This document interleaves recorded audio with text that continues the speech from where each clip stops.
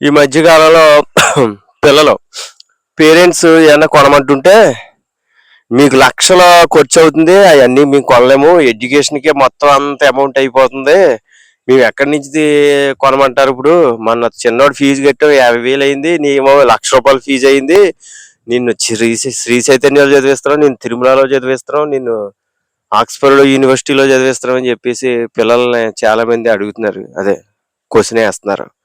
లక్షల fee okay, నువ్వు లక్షలు సంపాదిస్తున్నావు, వేలు సంపాదిస్తున్నావు, వందలు సంపాదిస్తున్నావు, సంపాదించిన డబ్బు అంతా ఎవరు ఖర్చు పెడుతున్నప్పుడు చదువుల పేరు కూర్చో. నువ్వు నిజంగా చదువుకు ఖర్చు పెడతలేదు. కార్పొరేట్ కాలేజీలకి యాజమాన్యానికి నువ్వు ఏం చేస్తున్నావు? ఖర్చు పెడుతున్నావు. కార్పొరేట్ కాలేజీల యాజమాన్యానికి ఏం చేస్తున్నావు? నువ్వు ఖర్చు పిల్లలకి కదా ఖర్చు పెట్టింది. నువ్వు ఏమన్నా అంటుంటేనే నీ చదువులకే కదా, నీ చదువులు కదా ఏమన్నా అడుగుతున్నాడు. అడుగుతుంటే ఏం చేస్తున్నావు? నీకోసమే కదా ఈ చదువు అంతా అని చెప్తున్నావు. కరెక్టే. ఒక విద్యార్థికి సంవత్సరానికి 3 లక్షలు, 4 లక్షలు, 5 లక్షలు, 10 లక్షలు ఫీజులు. ఏనాడైనా నువ్వు ఆలోచించావా ఎందుకంత ఫీజులు? అక్కడ ఒకవేళ మంచిదే, కానీ నువ్వు అనుకో నెక్స్ట్ ఏంటంటే అక్కడ ఎక్కడ జాయిన్ ఫీజులు కట్టి వాడికి అప్ చెప్తున్నారు. ఫీజులు కట్టి అప్ చెప్తున్నారు. మొక్క ఉంది, ఇప్పుడు మొక్కను పెంచి చెట్టు అయిన తర్వాత ఆ మొక్క చెట్టు మనకి నీడనివ్వకపోతే ఆ మొక్కను మనం పెంచడం అనవసరం. ఈ రోజు నువ్వు పెంచిన మొక్క చెట్టు అయిన తర్వాత అది నీకు నీడనివ్వకపోతే అది నీకు వృధా కింద లెక్క. ఈ రోజు లక్షలు ఖర్చు పెడుతున్నావు, ఆ లక్షలు ఎవరి అకౌంట్లోకి వెళ్తున్నాయి?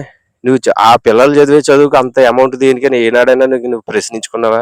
పిల్లలు ఏదైనా కొనమంటే లక్షల ఫీజులు అని చెప్పి ముక్కు మొఖం తెలియని వాళ్ళ దగ్గరికి వెళ్ళి నువ్వు జాయిన్ చేసి హాస్టల్లో ఉంచి లక్షల ఫీజులు కట్టి అది చదువు అని నువ్వు భ్రమపడుతున్నావు. ఎంతమంది ఈరోజు జేఈ మెయిన్స్, ఎంసెట్లో ఎంతమంది సక్సెస్ రేట్ అవుతున్నారు? 1% అవుతున్నారు. 99% ఏం చేయలేకపోతున్నారు. ఈ అమౌంట్ అంతా ఎక్కడికి వెళ్తుంది? యాజమాన్య అకౌంట్లోకి వెళ్తుంది. ఇప్పుడు నీ ఒక ఫాదర్ ఉన్నాడు, చక్కగా మామూలు స్కూల్లో చదివించుకుంటున్నాడు, తనకు లోకల్లో ఉన్న స్కూల్లో చదివించుకొని టయాన్ని అంతా వచ్చిన అమౌంట్లోనే పిల్లలకి ఎక్కువ టయాన్ని కేటాయించి చక్కగా హోంవర్క్లు రాయించి అన్నీ చూసుకొని చక్కగా పోషించుకుంటా వచ్చిన డబ్బులు చక్కగా చూసుకుంటూ పిల్లల్ని అబ్జర్వ్ చేసుకుంటా పెంచాడు. ఒక ఆయనేమో హాస్టల్లో ఎక్కడో జాయిన్ చేసి లక్షలు ఖర్చులు పెట్టి అక్కడ చదివించాడు. కానీ ఆ కుర్రోడు ఏమన్నా కొనమంటుంటే ఇది అయిపోతుంది, అది అయిపోతుంది, ఇది అయిపోతుంది, అది అది అని చెప్పుకుంటూ వచ్చాడు. ఈయనేమో చక్కగా అన్ని అబ్జర్వ్ చేసుకుంటూ కుర్రోడికి ఏం కావాలో, ఎక్కడికి తీసుకెళ్ళాలో తన టైం అంతా పిల్లోడికి ఖర్చు పెట్టాడు, అమౌంట్ ఖర్చు పెట్టాడు. కానీ కార్పొరేట్ కాలేజీలకి బయట దేనికి కూడా పెద్దగా ఏదైనా ఎగ్జామ్ రాయాలన్నా ఏదైనా ముందు ఈయన ప్రిపేర్ అయిపోయి మొత్తం అన్ని సిలబస్ ఈయన తీసుకొని అన్ని ఓన్గా పిల్లోడిని ఏం చేశాడు? తయారు చేశాడు. కుర్రోడు సాకులో తయారాడు. ఇలా హాస్టల్లో జాయిన్ చేసి ఎవరికో అప్ చెప్పావు. నువ్వు వంట చేసి పిల్లడికి పెడితే ఒకలా ఉంటది.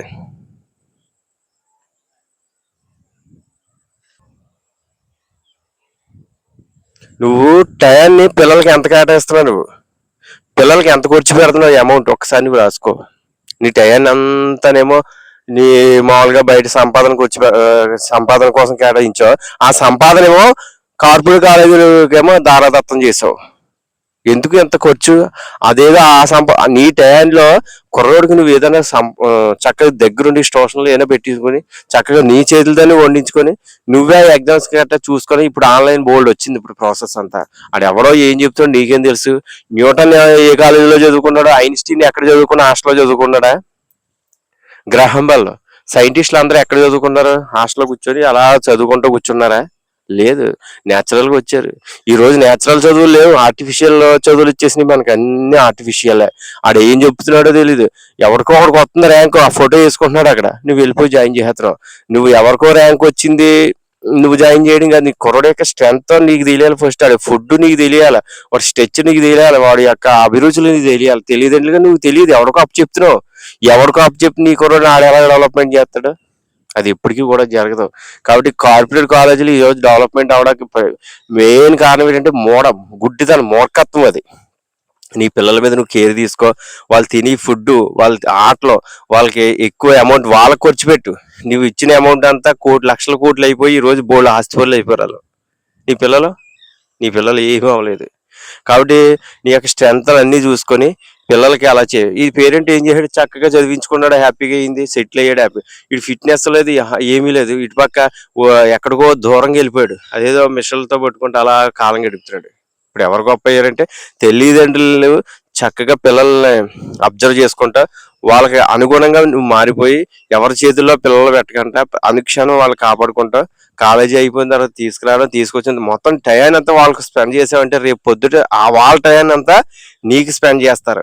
అంతేప్ప నీ టయాన్ని వాళ్ళకి స్పెండ్ చేయకుండా నీ మనీ వాళ్ళకి స్పెండ్ చేయక రేపు పొద్దున తర్వాత మళ్ళీ నీకు స్పెండ్ చేయలేదు, మమ్మల్ని చూడలేదు మా పిల్లలు అని నువ్వు బ్రహ్మ రోడ్ల మీద పడి దెబ్బదివు అంటే అది అవ్వదు. నీ పిల్లలు నీ ఆయుధం. ఆ ఆయుధాలు నీకు నచ్చినట్టు మలుచుకుంటే రేపు పొద్దున్న ఆ ఆయుధాలే నీకు ఏం చేస్తాయి, రక్షణ కింద మారుతాయి. ఆ చెట్లే నీకు నీడనిస్తాయి, ఆ చెట్లే నీకు ఫలాలను ఇస్తాయి. ఈ రోజు చాలా మంది బాధపడి ఏంటంటే డబ్బులు మొత్తం కార్పొరేట్ కాలేజీలకు దారాదత్తం చేసేసి చెప్ప చెక్క భజన చేసుకుంటారంటారు కదా, అలా చెక్క భజన చేసుకుంటున్నారు. డెవలప్మెంట్ అనేది బుక్స్ నుంచి రాదు, అది బ్రెయిన్ నుంచి రావాలి. అది తల్లిదండ్రుల యొక్క కష్టం, తల్లిదండ్రుల యొక్క ప్రేమ, తల్లిదండ్రులు తీసుకునే కేర్ని బట్టి ఉంటుంది తప్ప డెవలప్మెంట్ ఎవరో హాస్టల్లో కూర్చొని చదివించేసి వాళ్ళకి లక్షల లక్షల ఫీజులు కట్టేసి వాళ్ళ జీవితాలు అయితే మీరు నాశనం చేయకండి. ఒక్కసారి మీరు అందరూ ఆలోచించి ఎందుకు ఎంత ఫీజులు అవుతున్నాయి మీరు ప్రశ్నించుకొని ఫీజులు మొత్తం అమౌంట్లో ఎడ్యుకేషన్ మొత్తం మీ పిల్లలకి ఎంత వెళ్ళింది, మిగతా వాళ్ళ యాజమాన్యానికి అకౌంట్లోకి ఎంత వెళ్ళింది ఒకసారి అబ్జర్వ్ చేసుకొని ప్రతి ఒక్కరు కూడా ఈ రోజు పిల్లల చదువులకి ఎందుకు ఎంత ఖర్చు అనేది మీరు అబ్జర్వ్ చేసుకుంటారని కోరుకుంటున్నాను.